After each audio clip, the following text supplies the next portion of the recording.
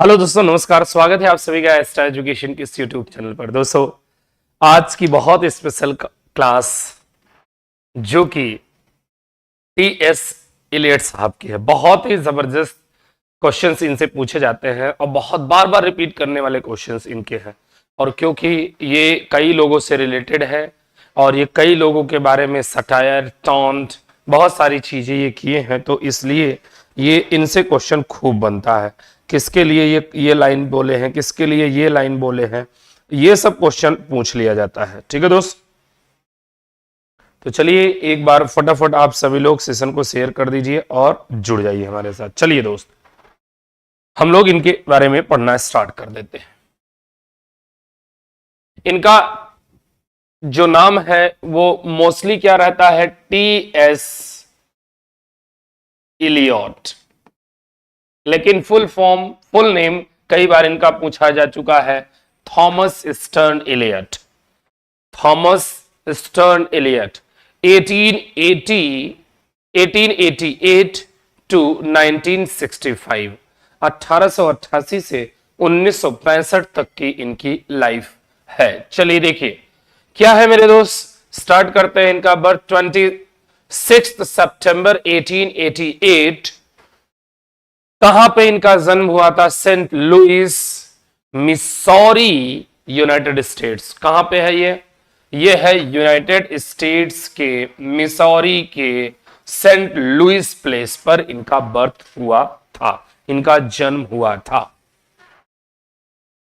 Death, died of emphysema on January 4, 1965 और 4 जनवरी 1965 में इनकी डेथ हो गई थी।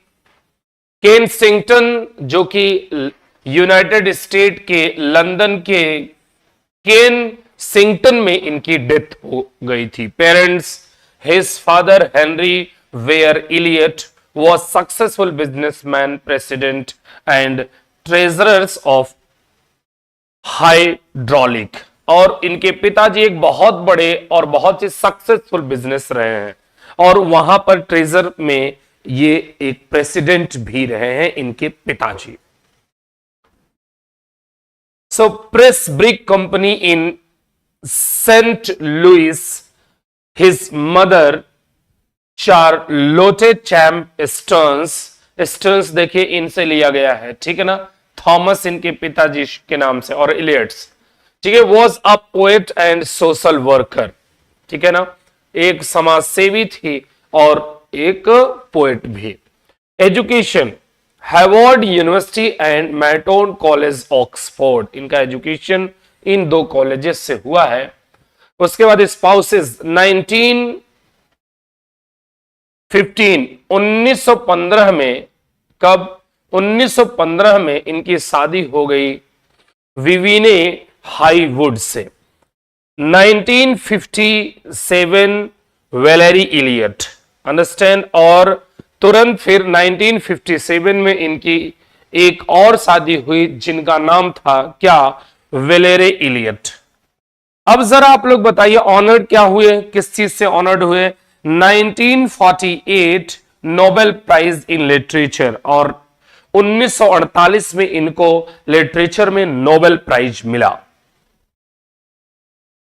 1948 order of merit, order of merit और किसको मिल चुका है? जॉन कीट्स को मिल चुका है। किसको मिल चुका है? जॉन कीट्स साहब को ये मिल चुका है, ठीक है दोस्त। तो ये भी आप समझते रहे। अगला ऑक्यूपेशन, ऑक्यूपेशन मतलब होता है व्यवसाय। इनका व्यवसाय क्या रहा है?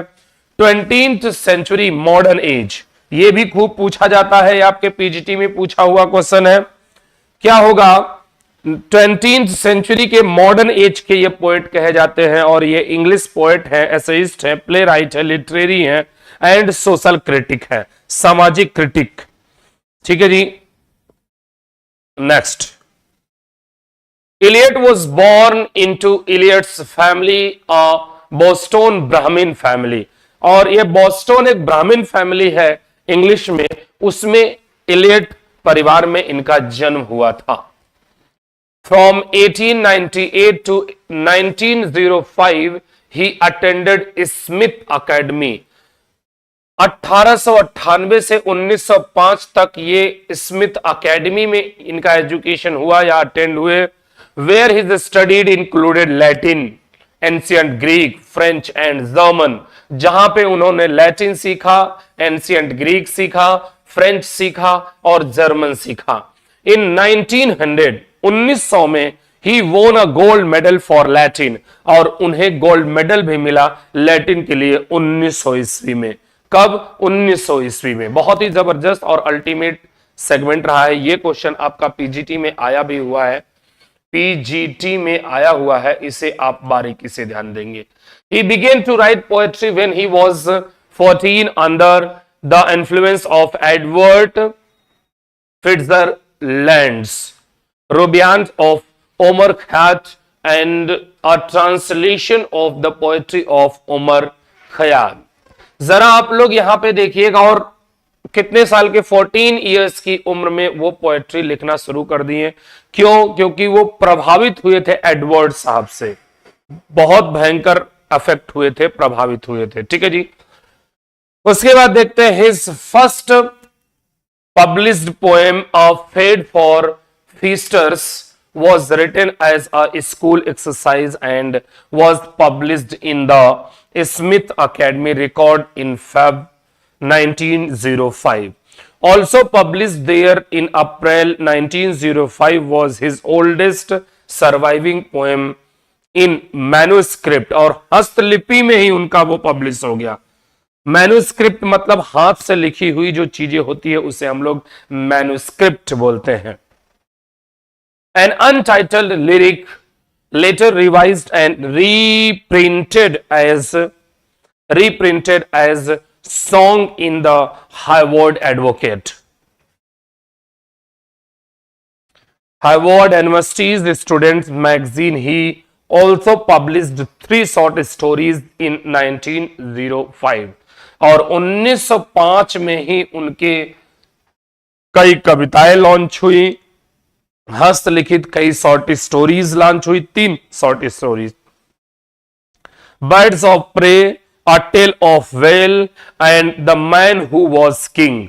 ये 3 शॉर्ट स्टोरीज थी इनकी, जो कि पब्लिश हुई 1905 में ही, 1905 में ही।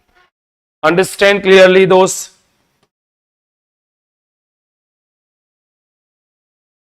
In 1905, he sent to Milton Academy in Muscat, where he met Scofield Thayer, who later published the Westland। वहीं पे उन्होंने क्या किया? एक वेस्टलैंड बहुत ही अच्छी, वेस्टलैंड एक बहुत ही अच्छी इनकी पोएम थी, वो पब्लिश किए। He studied philosophy at Harvard college from 1909 to 1909, earning his bachelor's degree after 3 years instead of usual 4। देखिए पहले के लोग इंटेलिजेंट हुआ ही करते थे, जो इंटेलिजेंट हुआ करता था उसका 9, 10th, 11th, 12th से दिखाई देने लगता था। अब तो पता चला 11th में खूब इंटेलिजेंट है, 12th में कोई प्रेतात्मा आई, सबका सब लेके चली गई। ऐसा होता है, प्रेत आत्मा भी आती है लेके चली जाती है, भूते भी आके लेके चले जाते हैं। तो इस सब चीजों पे ध्यान देना है, ठीक है ना। तो पहले के जो 9, 10th, 11th देख लीजिए, जितने भी राइटर्स अभी तक हम लोग पढ़ रहे हैं, क्यों इनसे क्वेश्चन पूछे जाते हैं मेरे दोस्त? जब ये अपनी मैट्रिक्स, मतलब वहां पे अकेडमिक, जब अकेडमिक में है इसका मतलब आप 9, 10th, 11th, 12th कर रहे हैं अकेडमी। जब कॉलेज में जाएंगे तब आप ग्रेजुएशन करना स्टार्ट कर देंगे, वहां अकेडमिक बोला जाता है, अपने यहां मैट्रिक्स बोला जाता है। अंडरस्टैंड? सो मेरे दोस्त, अब क्या होता है मेरे भाई कि उतनी उम्र में बताइए इनकी 5-7 चीजें क्या आ चुकी थी, 5 से 6 चीजें इनकी आ चुकी थी मेरे दोस्त, ठीक है। तो अब जरा आप समझ सकते हैं कि किस तरीके से आप अपने आप को मैनेज करते हैं, ये डिपेंड करता है आपके ऊपर खुद। दुनिया की कोई ताकत आपको कभी इंप्रूव नहीं कर सकती। आप कितना भी मोटिवेशनल वीडियो देख लीजिए, कितना भी, दिन रात सुबह शाम, वो मोटिवेशनल वीडियो ज्यादा से ज्यादा आपके साथ 5 से 10 मिनट रहेगी बस। जो करना है सब कुछ किसे करना है? आपको। जो स्वयं से मोटिवेटेड है उसे दुनिया की कोई ताकत, ऊपर से भगवान भी आ जाए तो वो हरा नहीं सकता दोस्त। चलिए तो देखते हैं। He studied philosophy at Harvard College from 1906 to 1909, earning his bachelor's degree after 3 years instead of his usual 4. Here he read authors, science and also social moments in literature 1899। देखिए यहां पर ये बहुत ही इंपॉर्टेंट है आप लोगों का क्या मेरे दोस्त, this is what a symbolist moment in literature 1899। ये आपका पीजीटी में इससे क्वेश्चन पूछा जा चुका है। This is introduce to him to Jules Lopez, an author, Rebound and Paul Verlaine. Understand? So Paul Verlaine. Next was after working as a philosophy assistant at Harvard from 1909 to 1910. He moved to Paris और वहां पे उन्होंने philosophy as assistant वहां पे job किया, वहां पे सीखा और फिर वो मूव कर गए पेरिस के लिए। Where from 1910 to 1911 he studied philosophy at the Sorbonne 1911 to 1914 he returned to Harvard और वो हार्वर्ड लौट आते हैं। he studied philosophy as a graduate student and began his doctoral thesis और भाई साहब और उसी पे वो अपनी थेसिस करना स्टार्ट कर देते हैं। Wow.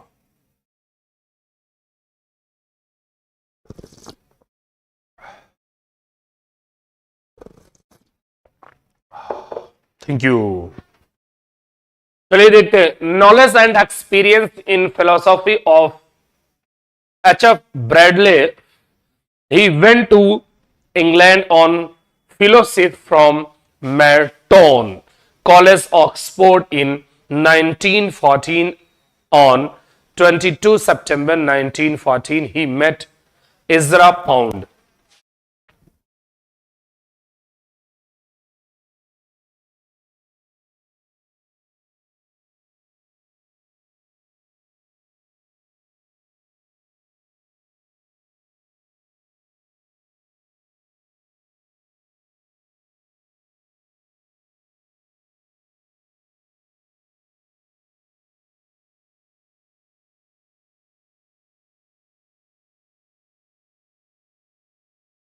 सो मेरे दोस्त यहां पर आप देख ही लीजिए यहां पे क्या ही वेंट टू इंग्लैंड और इंग्लैंड गए फेलोशिप कर लिए फ्रॉम मेटोन कॉलेज। कहां से? मेटोन कॉलेज से ऑक्सफोर्ड इन 1914।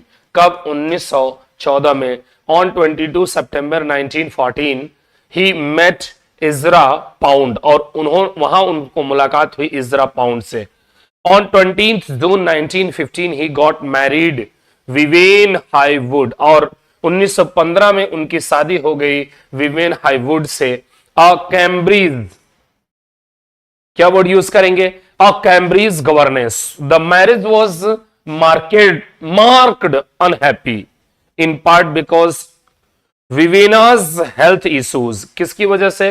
विवेनाज हेल्थ के इशू की वजह से। ठीक है जी। Eliot himself says to her, स्वयं से ही इलियट ने कहा the marriage brought no happiness, marriage कोई हैप्पीनेस नहीं लाया टू मी, मुझे। It brought state of mind out of which came the Waste land.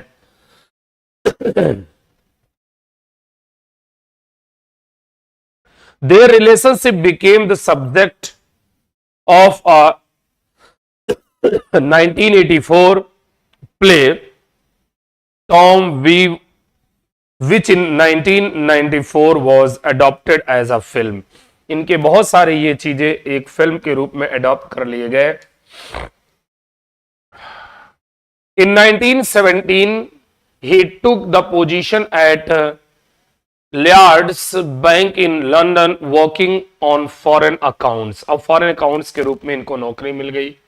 In 1920 he left Lloyds to join Eliots to join the publishing form favor and gear, later favor and favor, where he remained for the rest of his career, eventually becoming a director. He was naturalized as a British subject, मतलब as a British citizen उनको मिल गया in 1927 at age of 39. Renouncing his American citizenship, he specially identified as Anglo-Catholic, proclaiming himself classicist in literature, royalist in politics, as Anglo-Catholic in religion.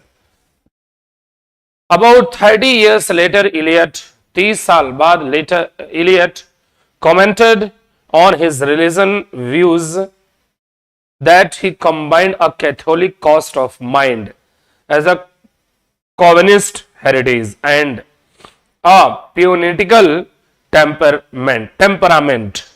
In 1933, 1933 में his 1932 to 1933 Newton lectures at Harvard published under the title Use of Poetry and the Use of Criticism 1933 at the University of Virginia. इसी में broker T Washington साहब ने पढ़ा था माई struggle for an education. He delivered the lectures later published as a After Strange Gods 1934. The same year he separated from Vivian who died in 47 और 47 में उनकी death हो गई और उनसे अलग हो गई. In 1948, he was awarded the Nobel Prize in Literature for his outstanding pioneer contribution to present day poetry. वर्तमान समय की पोएट्री में उन्होंने बहुत अच्छा योगदान किया, इसलिए उनको नोबेल प्राइज दिया गया.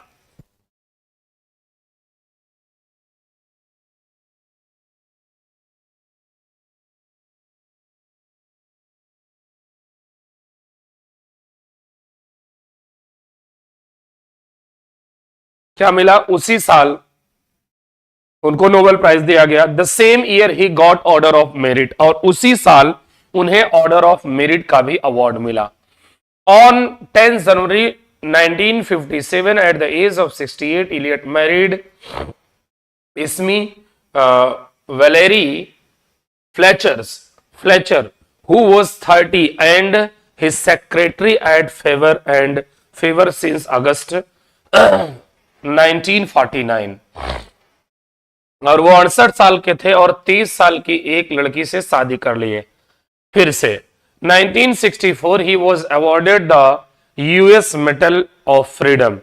He died of emphysema at his home in Kensington in London on 4th January 1965, and he was cremated at Golders Green and Crematorium in accordance with his wishes. His ashes were taken to St. Michael's Church in East Cockers village and Somerset, from which his ancestors and immigrated to America. A wall plaque commemorates him with the quotation from his poem East Cooker. In my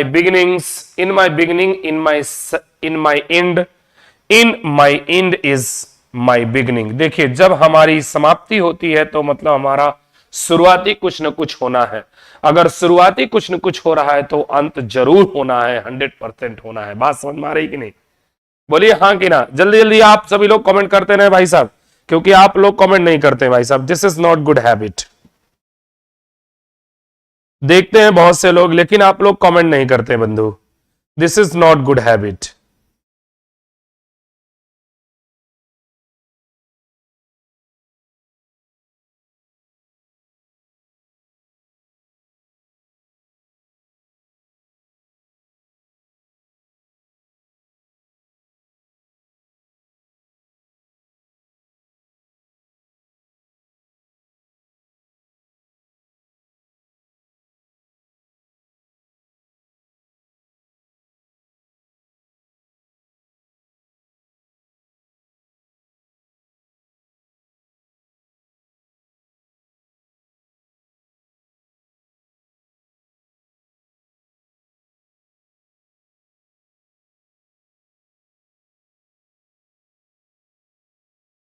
चलिए मेरे दोस्त, तो हम लोग कहां पढ़ रहे थे? तो यहां तक आ गए थे, ठीक है ना। अगला देखिएगा हम लोग कहां पहुंच रहे हैं। हाँ ठीक है ना, जिस चीज का अंत होता है उस चीज की शुरुआत भी होती है, जिसकी शुरुआत होती है उसका अंत भी होता है। इस बात को याद रखना है सबको, ठीक है जी। इन 1967, on the second anniversary of his death, a large stone was installed in the floor of Poets' Corner in London's Westminster Abbey. Minster's Abbey मतलब यह एक चर्च यार्ड है कि नहीं। उसके बाद the stone is inscribed with his life dates, his order of merit and the quotation from his poem Little Gizzy. The communications of the dead is tongued with fire beyond the language of the living. Major work of Eliots. कुछ poems है। 1905 the birds of prey short story, 1905 a tale of a well a short story, 1905 the man who was king, what the man who was king a short story, 1909 a review of the wine and the Puritans, 1909 the points of view, 1909 gentlemen and seamen, 1909 a review of egoist. Next poems, 1905 a fable of feasters, 1905 a lyric, if time and space as sages say, 1905 at graduation, 1905, 1907 song, यह एक song रहा है, if space and time as sages say, 1908 before morning, सुबह से पहले, 1908 Circe's palace, 1909 songs when we came home across the hill, 1909 on a portrait, 1909 nocturne, 1910 humour scope, 1910 spleen, 1910 ode. आइए जी start कर लेते हैं मेरे दोस्त जबरदस्त और बेहतरीन सेगमेंट को, इनके मिस्टर इलियट साहब के।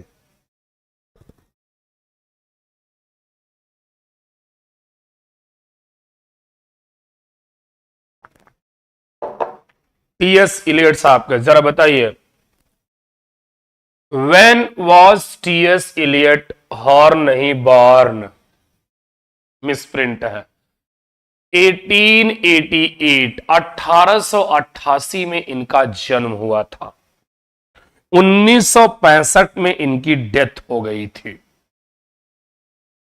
वॉट एब्रीविएशन ऑफ टीएस, क्या होता है? Thomas stern, Tom Stanley, Thomas Steve, Thomas Sterns was the full form of TS.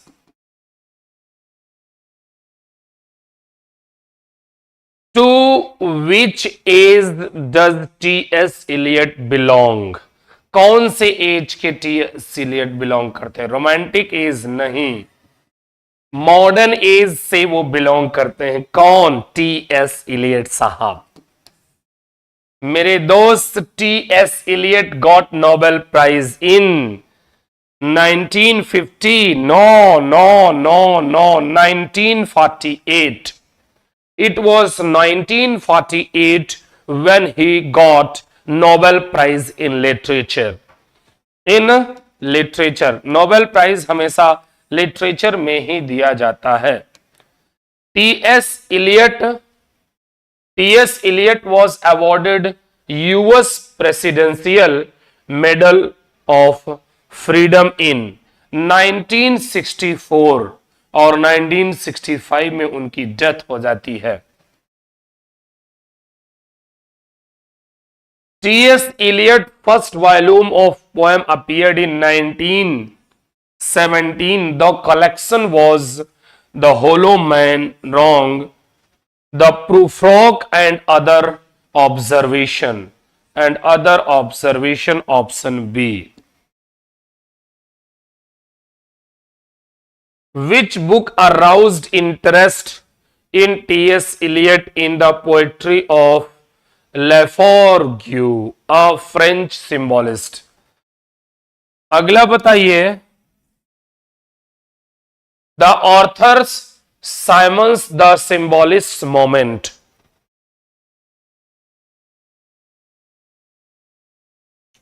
Which statement is not correct? कौन सा स्टेटमेंट करेक्ट नहीं है इसमें से? Eliot is a great romantic poet. No, he was a modern poet. यही सही हो जाएगा, यही सही हो जाएगा. कोई नॉट पूछ रहा ना, यही तो नहीं होगा. कैसे? प्रूफोक इज अ लॉन्फर गॉम पोएम. सही है, ये तो लिखे ही इन्होंने. Eliot owes a lot of metaphysical poet. सही है. Eliot is charged with obscurity work. सही है. मेरे दोस्त यही सिर्फ गलत है, वो एक रोमांटिक पोएट नहीं, वो एक मॉडर्न पोएट है. Trace in the following list the drama which T.S. Eliot did not write. जो T.S. Eliot ने नहीं लिखा है. Cocktail T.S. Eliot ने लिखा है. Family reunion T.S. Eliot साहब ने लिखा है. मर्डर इन द कैथेड्रल ये भी लिखा है, ये भी लिखा है, ये भी लिखा है. इसका मतलब ये नहीं लिखे हैं. यही आपका आंसर हो जाएगा, क्योंकि उसमें निगेटिव पूछ रहा है. कौन सा नहीं लिखे हैं वो? T.S. Eliot साहब के द्वारा कौन सी नहीं लिखी गई है? तो जरा आप लोग बता दीजिए कौन सा होगा मेरे दोस्त. वो हो जाएगा डी.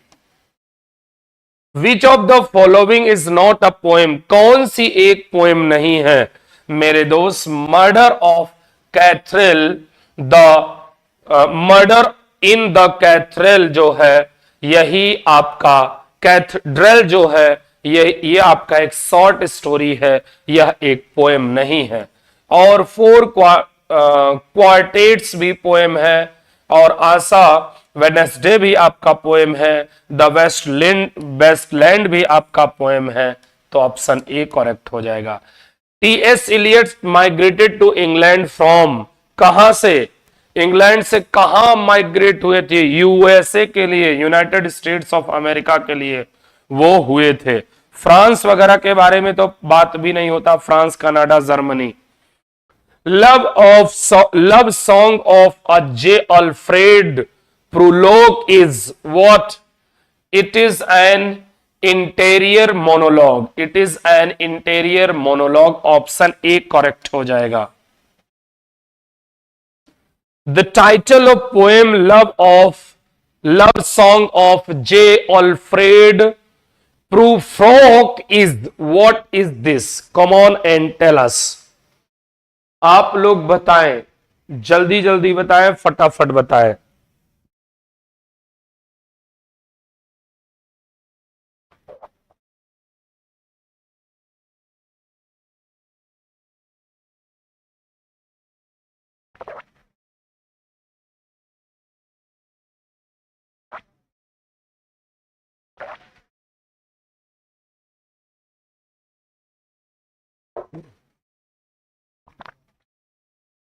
तो क्या हो जाएगा मेरे दोस्त? That is ironical.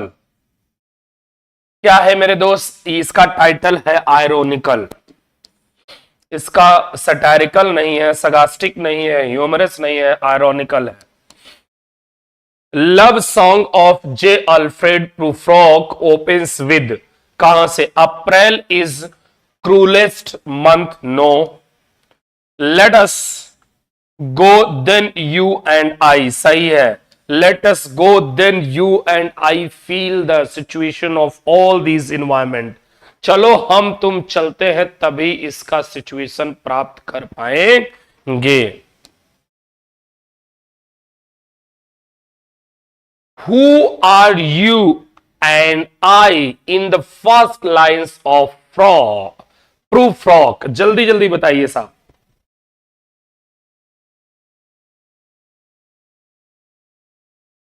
खटाखट फटाफट बता दीजिए।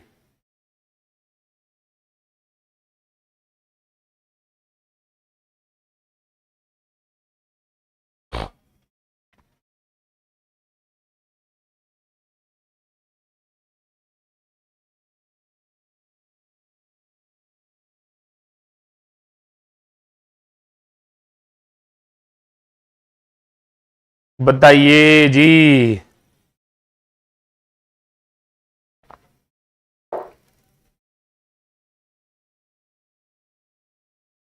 तो इसमें कौन सा है? Proof frock and his beloved, wrong. Proof frock and his friend, wrong. Proof frock and his father, wrong. Proof frocks public personality and the ego, बहुत सही, यही है। तुम कौन हो, तुम कौन हो भाई? ऐसे तो आप किसी पर्सन से ही पूछेंगे, पिता से पूछेंगे तो पिता तो कूट डालेगा, है कि नहीं? क्योंकि he loves you a lot, he doesn't want to you that you mislead your life.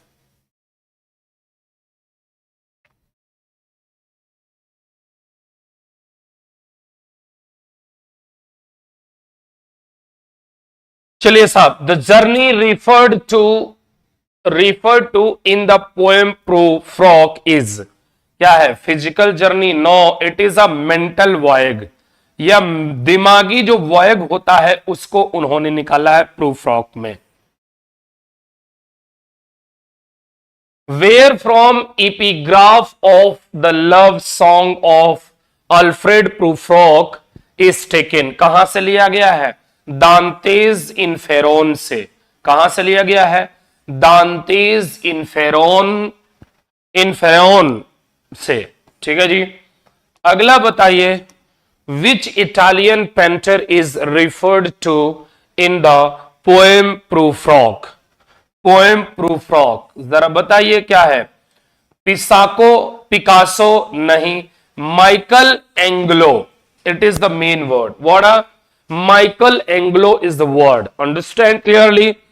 Raja Ravi Varma, Leonardo da Vinci नहीं, यही है आपके Michelangelo. Which type of imagery is not used by Eliot in the poem Proof Frog? कहां से? Bird imaginary, सिर्फ bird imaginary नहीं हुआ है, नहीं तो एनिमल इमेजरी हुआ है, सी इमेजरी हुआ है, ह्यूमन इमेजरी हुआ है, सिर्फ बर्ड की इमेजरी नहीं की गई है, और सारी की सारी इमेजरी की गई है, कल्पना की गई है या उसमें दर्शाया गया है। I am not a prophet, मैं एक भविष्यवक्ता नहीं हूं। To which saint reference made in this poem Prufrock? Saint Luke नहीं, सेंट जॉन नहीं, John the Baptist, John the Baptist है। ठीक है जी। अगला वर्ड जरा देखिए मेरे दोस्त, अगला क्या आता है? In which poem T.S. Eliot uses the image of a patient of yellow fog, a cat, crab, Lazarus, Zola, the Baptist, Hamlet, Polonius, and mermaids? Mermaids. It is there. Prufrock में ही है, love song of J. Alfred Prufrock.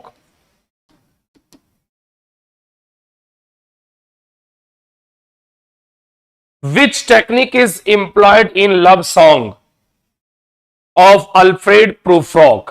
बताइए वो क्या है मेरे दोस्त? That is stream of consciousness.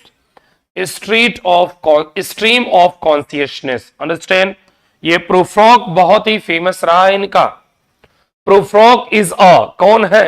Anti hero, जिसे हम विलेन बोलते हैं। यह प्रूफ्रॉक कौन है? यह एक विलेन है मेरे दोस्त, बाकायदा समझना पड़ेगा आपको।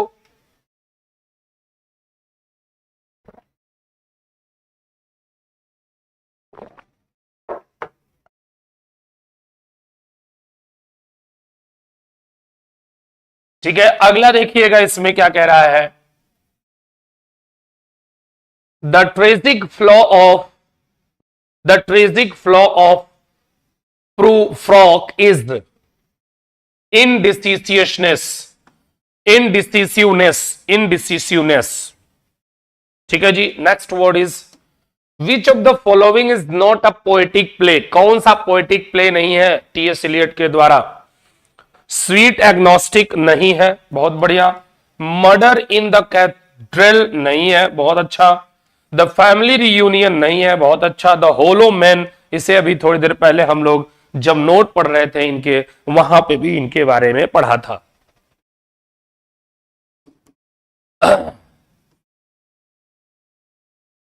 विच of the following Eliot's character is different from the rest, कौन सा कैरेक्टर ऐसा है जो सबसे डिफरेंट है एक्ट से।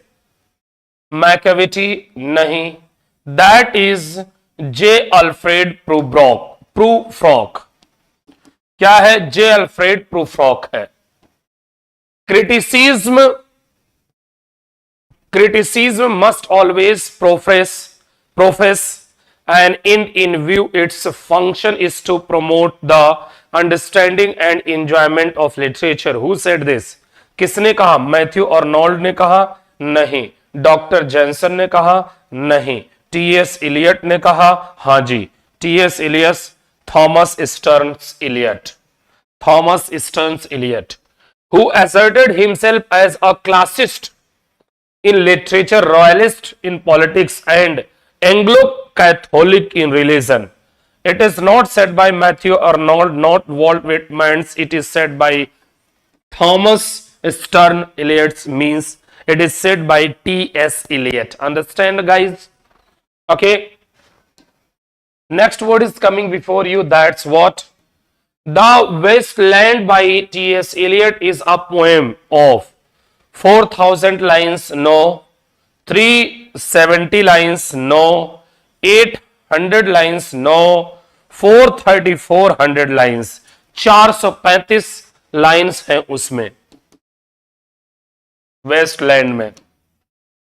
The Wasteland 434 line poem better known as a Neodern epic first appeared in the United Kingdom in the October issue of the Criterion and in the United States in the November issue of the Dial the same year it was published in book form in January 1992 कुछ नहीं हुआ था, फरवरी 1992 नहीं हुआ था, अक्टूबर 1992 नहीं होगा, बचा एक ही, दिसंबर 1992 में हुआ था, दिसंबर 1992। T.S. Eliot's The Wasteland was first published in, Wasteland कब पब्लिश हुआ, 1915 में, 1915 no no no no no, 1918 no, 1920 no, 1922। Which month is the cruelest in the Westland? कौन सा महीना वेस्टलैंड में सबसे खतरनाक है, सबसे क्रूलेस्ट है, क्रूएल से बनता है क्रूवलेस्ट, सबसे खतरनाक है, जरा सोच समझ के बताइए।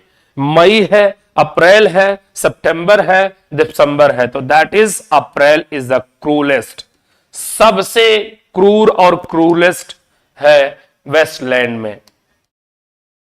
Epigraph of the Wasteland is borrowed from, कहां से लिया गया है उधार बताइए, वर्जिल्स एनेड से, नो। पेट्रोनियस सैट्रोकॉन से लिया गया है, बहुत अच्छा।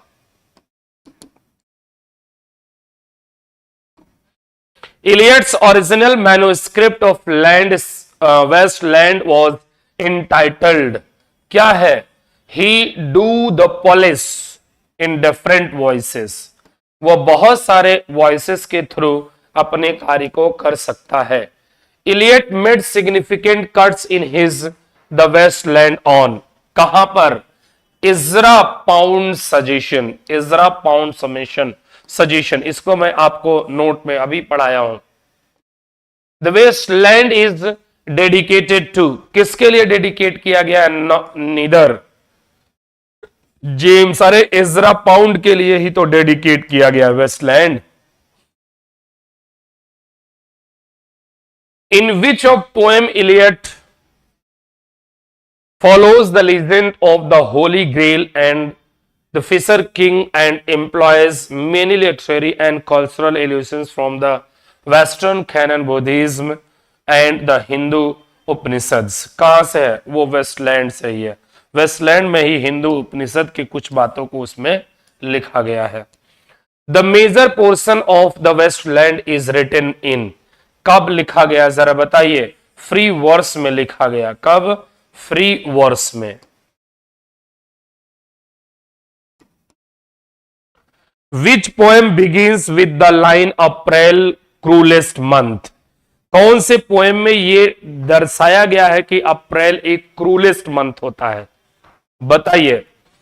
It is in Wasteland, it is in Wasteland. Neither Prufrock, neither four Quartets, neither the hollows man। Understand clearly, man? T.S. Eliot has borrowed the term unreal city in the first and third section of the Westland form. It is what? Baudelaire, wrong. The Irving Babbitt, wrong. Dante, Dante, Dante, Dante, Dante. It was Dante.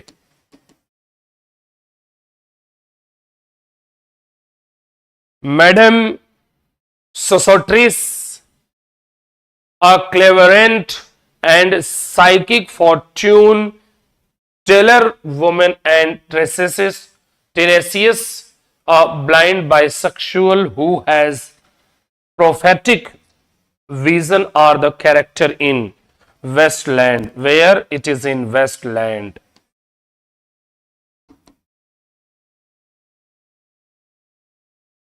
The theme of Westland is, Westland का theme क्या है जरा बता सकते हैं आप लोग?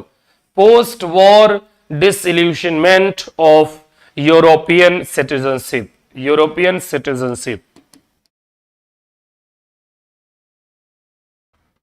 what the thunder said is a section of the poem। क्या कहा जाता है पोएम के सेक्शन में? 4 Quartets. The love song JL Prufrock, दोनों गलत है। जेरोसियन नहीं, the Wasteland, it was in Wasteland. Mister TS Eliot साहब का वेस्टलैंड बहुत ही फेमस रहा है मेरे दोस्त। It was a very famous, very very very very famous. Understand? जल्दी जल्दी आप लोग बताते चलिए कि एकदम समझ में आ रहा है कि नहीं आप लोगों को। किसी को कोई प्रॉब्लम आपत्ति विपत्ति नहीं होनी चाहिए मेरे दोस्त। चलिए, which one of these not one of the 5 sections of Eliot's the Wasteland, कौन सा है इलियट्स का वेस्टलैंड जरा बताइए? सबसे different. The burial of the dead, no no no no. The burial of the dead, no.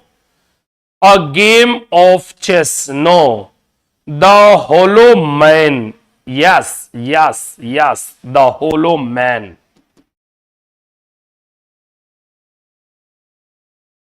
What is the first section of Eliots the Westland? Eliots का Westland first section क्या है मेरे दोस्त? The burial of the death, the burial of the death। Understand clearly? Any doubt, any problem? No doubt and no problem।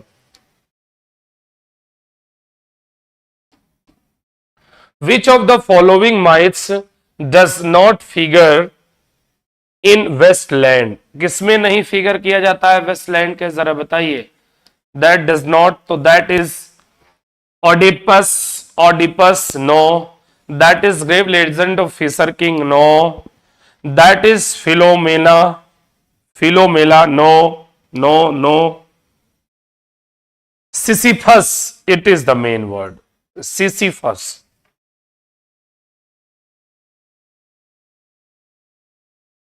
Who is the poet T.S. Eliot points while referring to Westland? No diligent readers that on each occasion Ezra performed the Caesarian operation. That is Ezra Pound. That is, he was Ezra Pound. Who called the Westland as a music of ideas? कौन कहता है as a music of ideas? किसको? Westland को. It is being said by I.A. Richards. I.A. Richard was said it. In the West, the phrase violet hour refer to किसको कहता है? Morning time को, night time को, down मतलब भोर को, गलत, हम इवनिंग टाइम को कहता है वह। In the waste the phrase violet hour को हम लोग इवनिंग टाइम बोलते हैं। What we tell it is called evening time. ये क्या कहा जाता है? ये इवनिंग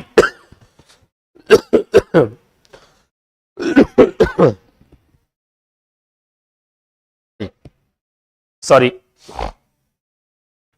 इवनिंग टाइम को कहा जाता है। किसको कहा जाता है मेरे दोस्त? इवनिंग टाइम को।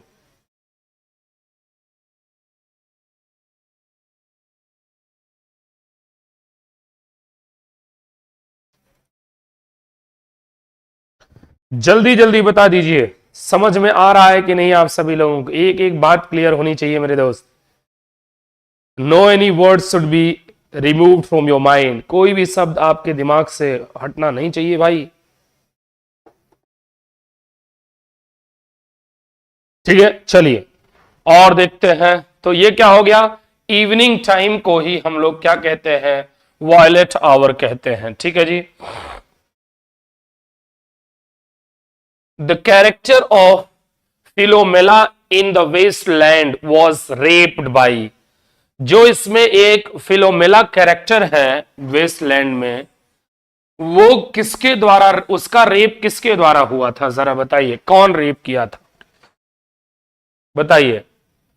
Odysseus, he is a mail.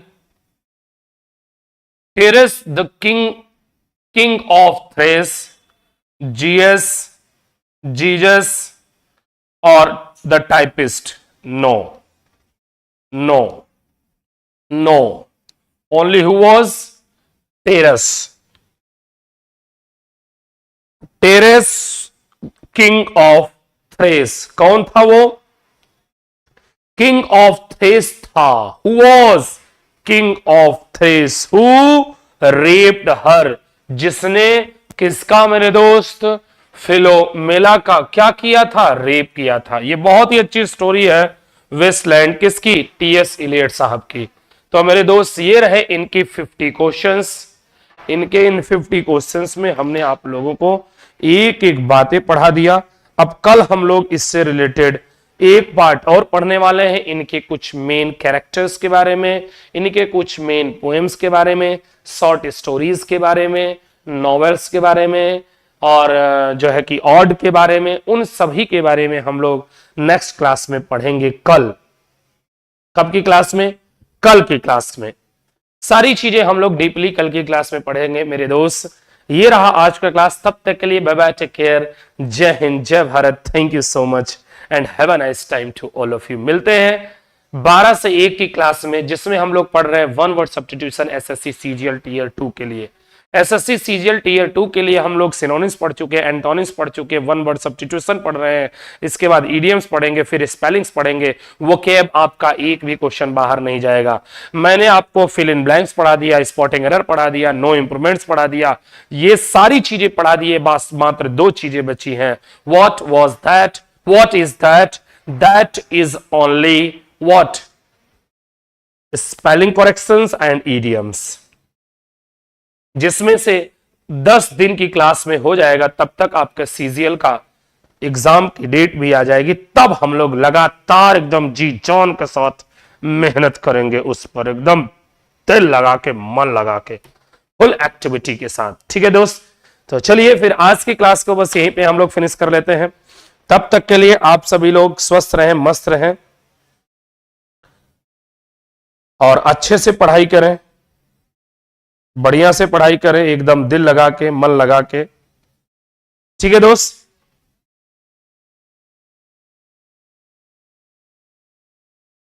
कोई कमेंट कर रहा है क्या? चलिए कोई बात नहीं, no one is commenting here, कोई बात नहीं।